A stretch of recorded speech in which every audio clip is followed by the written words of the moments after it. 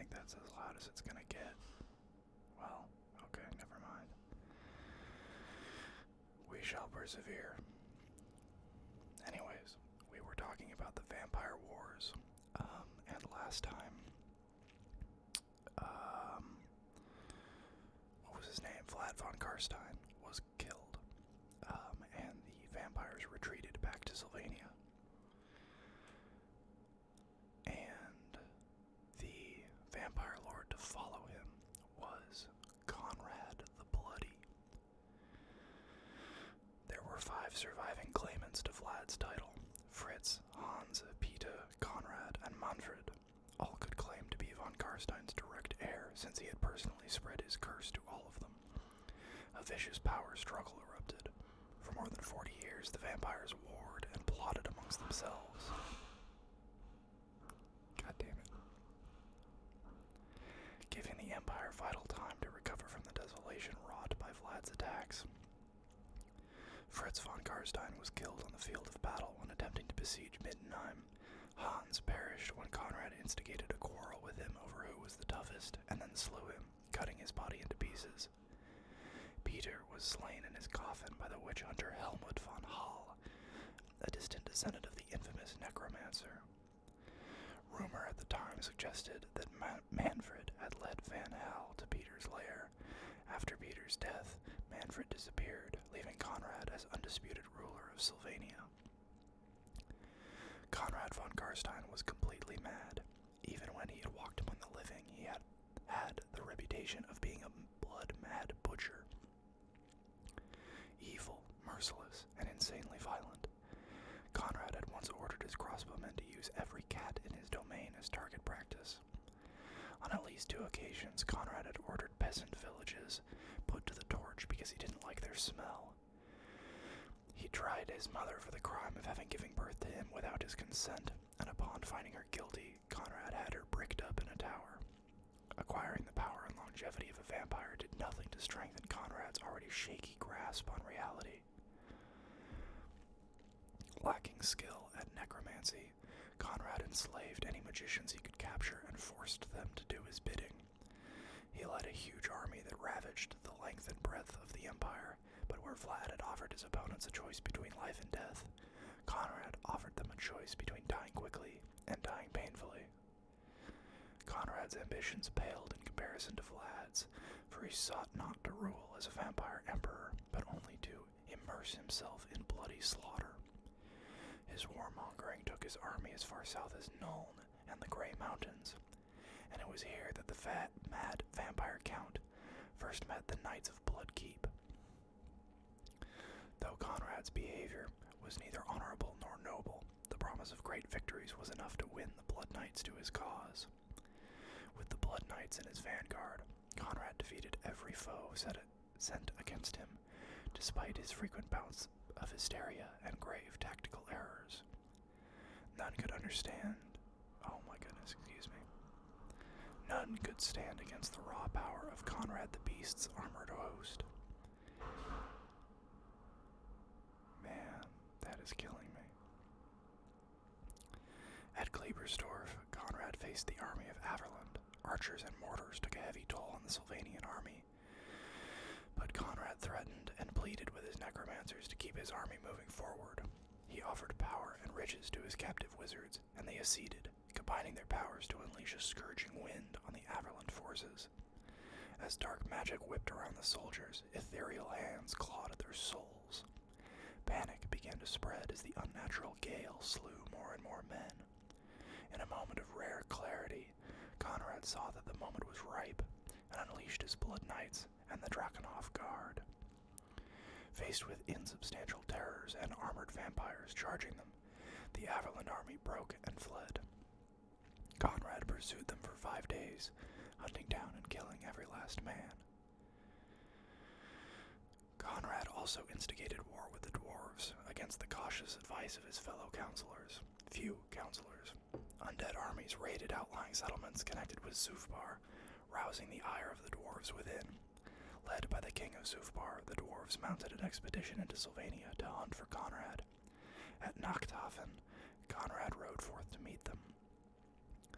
Conrad's army fared badly at first, with the power of the dwarven runesmiths quelling the magic of Conrad's pet necromancers. Robbed of their sustaining energy, the skeletons and zombies of Conrad's host lay where they fell, blasted by cannons and handguns. Conrad remained confident despite these setbacks. He launched an all-out attack on the right flank of the dwarf army, leading the assault himself and seeking out every runesmith in the throng. While the Blood Knights smashed into the disciplined ranks of the dwarves, Conrad cut down the runesmiths and fed on their spilt blood. As they gained magical ascendancy, Conrad's necromancers were able to resurrect the fallen warriors of the undead army and, under the urging of Conrad, the unliving host lurched forward once more. The dwarves fought on resolutely, never once giving in to their fear, but it was a hopeless fight. The dwarf king challenged Conrad to single combat, but the Blood Count instead dispatched Wallach Harkin, the Grand Master of the Blood Knights, to fight as his champion. Harkin killed the dwarf king after a bitter duel and gorged himself on the royal blood of his foe. Within the next hour, the dwarves had all been slain. Conrad was so unwaveringly vicious that, confronted with his wrath, the three claimants to the imperial throne put aside their differences and combined forces against him on two separate occasions. The first time was the Battle of Four Armies. Hey, that sounds familiar. An inconclusive clash fought outside Middenheim in 2100. This battle was most notable for the infamous scene of treachery, where Ludwig's son and successor, Ludwig, and Attila IV of Talabecland treacherously ordered an assassination of each other during the fray. After all, a battlefield is the ideal place for a blade in the back. In the chaos that followed their mutual destruction, the nobles of the Empire desperately sought to unite under a single leader. Helmut of Marienburg was the prime candidate.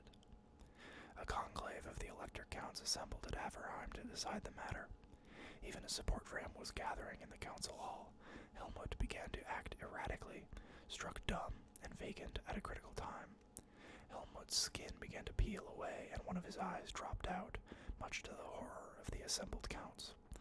Even Helmut's son, Helmar, refused his father's claim to the throne once it was discovered that Helmut was a zombie under Conrad's control. Discovered, Conrad's necromancers fled with their zombie emperor-to-be. Enraged that his devious plan had failed, Conrad slaughtered his way from Averheim to the Howling Hills, putting to the torch every town and village he came across. That has got to be one of the dumbest plans I've ever heard. I love it, though. Grim Moor marked the second alliance to face Conrad von Carstein. Here, in the spring of 2121, a combined army of men and dwarves finally met Conrad's host. Conrad was so incensed he ordered his army to attack the combined forces arrayed against him, rather than retreat further. As before, the armored warriors of Conrad's elite withstood the punishment dealt them by handguns and war machines of the Empire and dwarf gun lines, striding relentlessly forward. But then the regiments of the undead faltered, the magic that bound them seeped away, and they collapsed. Conrad's necromancers had betrayed him and fled. It was only Conrad's raw will and innate vampire abilities that kept any semblance of his army animated, but the effort proved too much. In a mad fit, Conrad wandered away from the battle, shouting maniacally. The dwarf hero Grufbad captured Conrad and held him down while Elector Count Helmar impaled his father's killer with his rune fang. Last of the von Carsteins. The most cunning of the vampire counts was Mannfred. Some vampires claim he was awake when the Carstein ring was stolen, and afterwards spent long years seeking Felix Mann. While Conrad ravaged the Empire, Mannfred studied the art of necromancy. He journeyed into the lands of the dead in search of the secrets of unlife, before returning to the castle at Drakenhof with a library of dark lore. After Conrad's death, Mannfred became the undisputed ruler of Sylvania. For a full decade, he let the various contenders to the imperial throne think the Sylvanian threat was over. When Vlad had ruled through his iron will and raw power, Conrad reigned with fear. Mannfred used his necromantic prowess and devious manipulations to forge his armies. He sought out vampires from beyond the borders of Sylvania, and bribed, coerced, and flattered them into joining him. He He spent many long months in the wild places of the Empire, rousing spirits and wights from their decrepit tombs. When vicious civil war again racked the Empire, Mannfred deemed it was time to strike. Mannfred von Carstein's undead legions crossed the Sylvanian border in the depths of winter. With the summer campaigning season over, the armies of the Elector Counts were unprepared for the sudden assault. Mannfred's armies marched through the snow towards Altdorf, putting to the sword any living men they met and raising the corpses to swell the ranks of Mannfred's horde. In the infamous Winter War of 2132, Mannfred defeated several hastily assembled imperial armies that attempted to block his path. Victory followed victory, and soon the dark rumor of Mannfred's coming was enough to send villagers fleeing from their homes, only to freeze to death in the snow. When Mannfred's much enlarged force reached Altdorf, they found the city seemingly undefended. Triumph filled Mannfred. He looked set to become not a vampire count, but a vampire emperor, achieving what Vlad and Conrad had failed to do. Then, the Grand Theogenist, Kurt III, appeared on the battlements. The Sigmarite high priest had brought forth the evil limber mortis from the deepest locked vaults of his temple, and he began to recite the great spell of unbinding from its pages. As the incantation continued, Mannfred's power over his minions began to weaken. Seeing his followers crumbling to dust, Mannfred ordered a hasty retreat, for his foes were ready and prepared to meet the undead threat head-on. Unperturbed, Mannfred marched his army along the Reich to Marienburg, capturing several large vessels along the way, and manning them with the raised corpses of their crew. Mannfred intended to lay siege to the port city, and then sail his zombie fleet within to attack from another direction, but he soon found his land assault was staved off by the army of Marienburg and their allies. Mannfred oversaw the construction of mighty war machines, immense catapults of twisted logs and living sinew, and settled down for a siege. A few days later, his scouts revealed that an army from Altdorf was fast coming up behind him. Mannfred was forced to lift the siege of the port and retreat.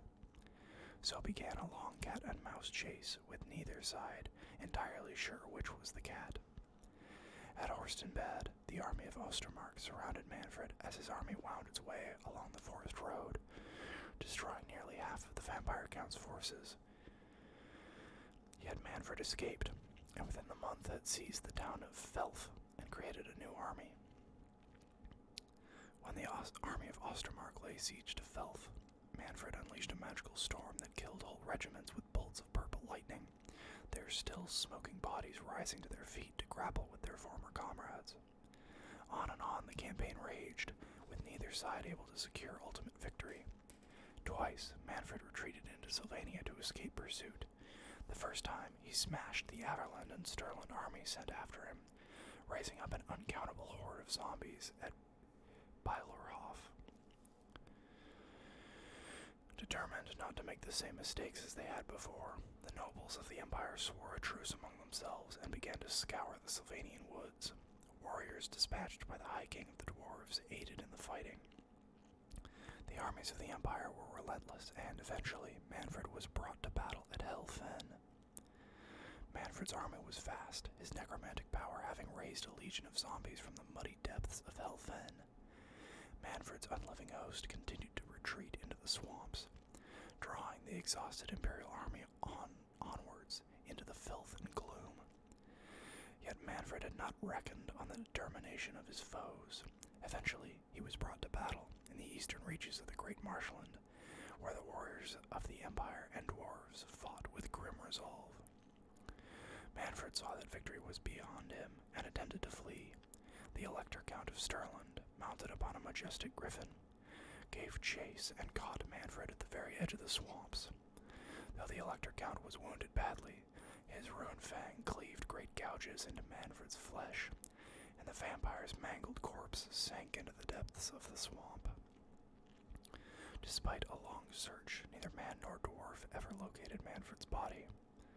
Thus ended the reign of Mannfred, the last of the von Carsteins, or so it seemed at the time.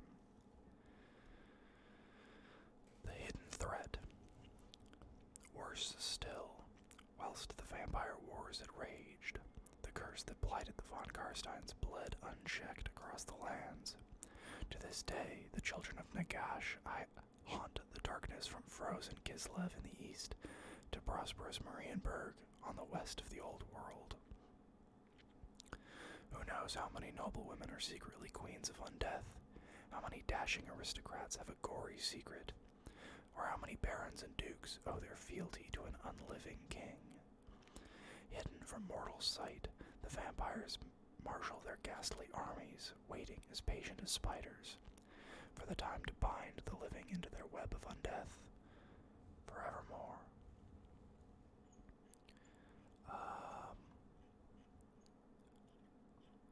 Yeah, I think we'll keep going. War in the Border Princes. The year 2522 saw the return of Mannfred von Carstein to the world of mortals. Mannfred, hell-bent on taking the imperial throne for himself and ruling over the old world, even if it took eternity to do so, had bided his time since his defeat at Helfen. But the passage of time is of little consequence to one with immortality in his blood. The vampire count was content to gather his strength once more and wait for the moment to strike. Mannfred had watched with great interest as the chaos-worshipping tribes of the Kurgan invaded the Empire en masse, bringing destruction and anarchy to the old world, before eventually being repelled at great cost by an alliance of dwarves, elves, and men. As the drama played out, it became clear to Mannfred that with these three great races united against them, even the most famously deadly armies of the Dark Gods could be held at bay. Mannfred would not make the same mistake, for he desired the old world for himself.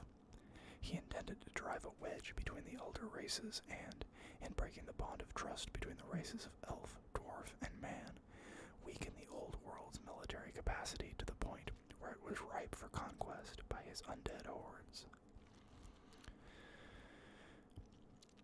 Over the years leading up to his re-emergence, Mannfred traveled far and wide to secure allies. His studies with the disciples of Nagash in the ruins of Lamia had come to completion, and Mannfred's magical abilities had never been stronger. Yet, the von Carstein's plans were ambitious indeed. In return for their secrets, Mannfred had sworn a dread pact with the corrupted Wraith wizards that yet served Nagash in the south. A pact to aid them in their own goal of summoning the great necromancer once more and bringing a new order to the world. The von Carsteins had secretly been working towards this same goal for centuries, gathering the relics of Nagash's reign unto their castles. Let that pass. Though great progress had been made, their efforts had ultimately fallen short, for in truth, Nagash had become more like a god than a man, and his spirit was beyond even the abilities of the vampire counts to bring to the mortal realm. It would take the rituals of ancient Nehekara combined with the sacrifice of a powerful and innocent soul to achieve a true resurrection. Mannfred, in his genius, saw a way to hasten the return of Nagash and seriously weaken those who would stand against him in one stroke. Mannfred traveled northwards to the desert of Nehekara, into the lands of fair Bretonnia. From the deserts of Nehekara, into the lands of fair Bretonnia, of 10 traveling incognito. Oh my goodness. There's a space in between the F and the T in often.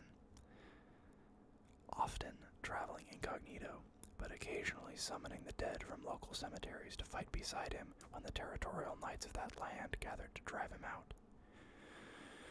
Mannfred's mastery of the nefarious magical arts saw him carve a bloody path through the mountains of the east, to the east of Bretonnia, until he located the Lich Master, Heinrich Kemmler, and the White King, Krell, along with their army of armored wights. Under a full moon, surrounded by mist-shrouded barrows, the Lich Master agreed to Mannfred's plan. The embittered necromancer would take any chance to grind the civilization he had left behind into dust. War would come to the forces of order once more. A diabolic plan. as the twisted forests of the old world turned from verdant green to a ragged mass of brown, red, and gold. The Phoenix delegation of Ulthuan marched from the coastlines of the border princes to the south of the empire on a diplomatic mission to Karak. These visits were typically fraught and tense occasions, for the elves and the dwarves had once waged a bitter war against each other, and the old wounds still festered in their hearts. In the wake of the Chaos invasions, the High Elf King Finubar had agreed to parley with the High King of the Dwarves, Thorgrim Grudgebearer, and cement their alliance in the years to come. Secretly, each sought to secure their own position and impress upon the other that they were more than powerful enough to prevail if the alliance turned sour. Locked in the wars with the evil Dark Elves, the High Elf King had been forced to remain in Ulthuan. To ensure he did not offend the Dwarf High King by sending some mere functionary, Finubar sent his astonishingly beautiful daughter, Aliathra. Dwarf kings are easy to offend, but it was said that as well as being a mage of impressive skill, Princess Aliathra could charm an angry manticore's head into her lap. The World's Edge Mountains are infested with greenskins, and the Phoenix delegation had been attacked by orchid tribes several times on their journey into the high peaks that held Karak. Each time, the uncanny martial mastery of the High Elf army combined with the magic of Aliathra had driven the greenskin tribes back without major loss. The elven princes were sure that their precise displays of martial and magical force would not be lost on their mountain-dwelling hosts, and the dwarves felt no need to insult their guests by marching to their rescue. The elven delegation entered Karak in good order, and with great courtesy and skill they successfully cemented their alliance with the dwarves. However, by the time they began the journey back to the coast, Mannfred's mortal agents had spread word of the elven presence far and wide. The greenskin tribes had gathered in force, and worse still, they were not alone. Hidden in the dark valleys were two great armies of undead, with Mannfred leading one, and Heinrich Kemmler the other. The forces of darkness were ready to spring their trap. I think lumping the orcs in as a force of darkness is giving them a little too much credit, if you ask me. But out from the gates of Karak marched a great throng of dwarves, flanking the Phoenix delegation of Ulthuan with an honor guard over 1,000 strong. They had passed less than 10 leagues before the orc tribes sprung their ambush, howling down the mountainsides with a great roaring war cry that shook Scree from the peaks. At a gruff command from Elder Thane Orgrim, the dwarf honor guard locked their shield walls in place to form a bulwark of steel. Aliathra's princely consort, Ylthian, took to the skies on his noble griffin, Everswift. As the princess swordmaster closed protectively around her, hundreds of elven archers smoothly knocked arrows and sent volleys of deadly shafts straight over the heads of their stout dwarf allies. To the amused distaste of the elven warriors, the valley ran red with filthy orc blood before the hour was out. It was only when a full half of the orc tribes had expended themselves that Mannfred made his move. The skies suddenly darkened as whirling swarms of bats thundered out from caverns and cracks in the mountainside. From the river that ran through the valley's center stalked a cleverly concealed army of skeleton warriors, their sodden armor bearing the faded heraldry of the von Carsteins. A great phalanx of heavily armored wights marched up from the valleys below, Krell at their head, tirelessly grinding through the scree to block the delegation's escape. To the rear, the remnants of the orc tribes barred the route back to Karak. Out from the clouds came a trio of gigantic bat-like terrorgeists, rotting jaws agape. One was swiftly intercepted by Ylthian upon Everswift, but even that lightning-fast warrior could not stop all three. The deafeningly shrill cries of the vile creatures burst the eardrums of the elf warriors below as the beasts and their strigoi riders plummeted downwards to feed. Worst of all, at the Lich Master's dolorous chanting, as the Lichmaster's dolorous chanting echoed from the mountainsides. Every single one of the dead orcs that littered the slopes jerked back to life. Even the disembodied arms and hands of those cut to pieces by elf swordmasters and dwarf clansmen started to drag themselves toward the dwarf shield wall once more. The anarchy that followed was the antithesis of the ordered defense mounted by the Allies earlier that day. As the sun began to disappear behind the mountains, the sheer number of undead began to tell. From above came flock upon flock of giant bats. The majority were incinerated by Aliothra's searing white magic, or struck by the wheeling great eagles that had accompanied the High Elves on their journey, but the rest plucked at the eyes and faces of the elf archers with blood-encrusted claws. To the fore, the undead minions of Grell had taken position, and, as Grell waded into the dwarf lines with great sweeps of his dreaded black axe, his undead knights lowered their lances and charged. Some of the deathly cavalrymen, incorporeal fiends clad in flickering green flame, charged straight through the dwarf shield wall and onward into the ranks of the High Elf swordmasters. They left the cold white shells of dead dwarf veterans behind them, their souls ripped from their bodies. It was too much for the dwarves. Grell had slain Thane Orgrim in personal combat, and under the White King's ensuing onslaught, the shield line began to buckle and break. Their long-bearded brethren, practically buried under shambling mounds of undead greenskins, were in no position to reinforce them. Mannfred's skeletal horde bristled with hundreds of elven arrows sticking from eye sockets and spines, but, reinforced by their master's iron control over necromantic magic, they came on, and did not stop until there was not a single arrow left in any elven quiver. The situation looked grim indeed. It was then that Kemmler cemented his reputation in the eyes of the von Carsteins forever. As the Lichmaster chanted, the dwarves that had died in the battle stumbled to their feet once more, heads hung, and fell upon the elven delegation just as the terrorgeists circling in the skies above dived into the ranks once more. Against the horrified elves, the heavily armored dwarf corpses took a terrible toll. Runic axes rose and fell, slick with elven blood. Mannfred's eerie laugh could be heard above the din of battle as the grotesque tableau played out, a macabre reminder of the War of the Beard between elf and dwarf. The elves were left with no choice but to flee, their great eagles already speeding away to bring word of this new treachery to the courts of Ulthuan. The dragon princes that formed Aliothra's reserve identified a weak spot in the undead line and charged, a shower of pallid limbs and broken bones left in the wake of their explosive exit from the jaws of Mannfred's trap. Amongst them came the elven princess upon the back of her bond horse, Salanir the Proud. Magical power crackled around the dragon princes as the remains of the elven delegation fought with the fury of Cain in order to secure their prince's escape.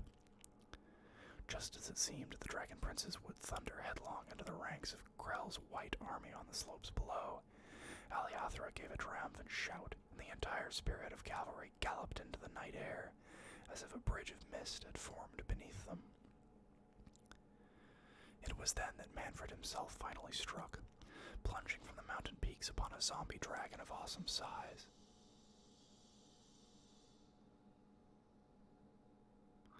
Unfortunately, I think that is a tile saw starting up.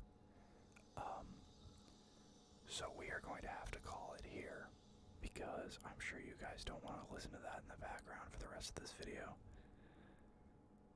Let me just check the level. If he ever starts again.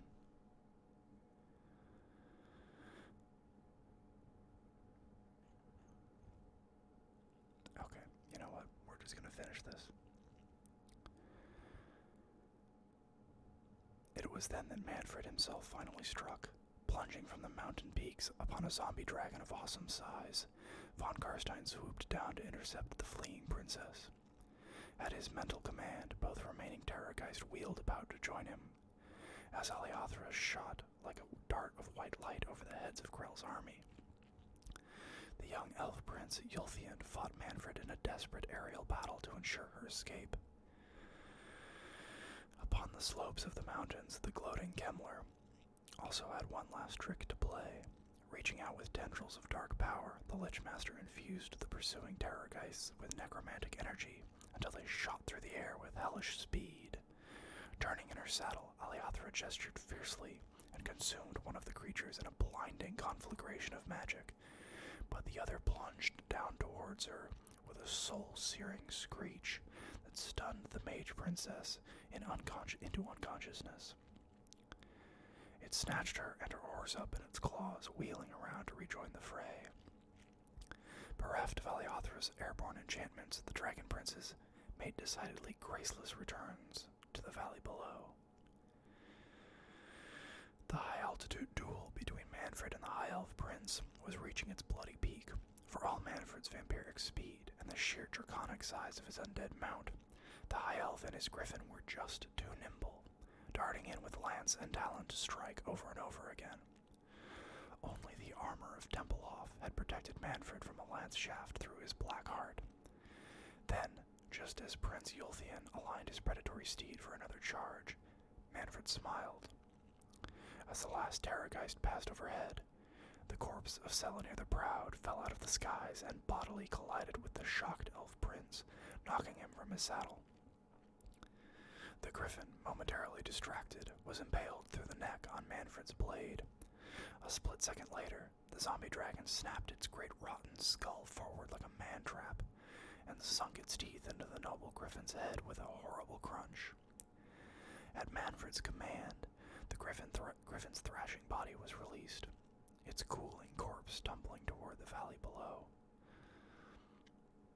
Kemmler had brought the falling cadaver under his control before the beast hit the stony ground, and on lifeless wings it flew back to attack its former allies in the valley. Mannfred's part in the battle was over. He knew that between Kemmler's necromancy and Krell's brute force, the tattered remains of the allies would have no chance but to flee. The High Court of Ulthuan would soon get word that the Phoenix King's daughter had died under the protection of a dwarf honor guard, and the old wounds would reopen, driving a blade of accusation between elf and dwarf forever. As his great zombie dragon bore him southwards toward Nehekara, the unconscious princess held tightly in the claws of his terrorgeist escort. Mannfred chuckled quietly to himself. The deed was as good as done. And that is actually the end of that segment. The next bit is just going to be discussing Sylvania itself, and for once this actually looks like a little bit more than just geography, which is kind of cool. So maybe we'll do that next time. Anyways, I hope you guys enjoyed this video. I will see you guys next time. Bye bye.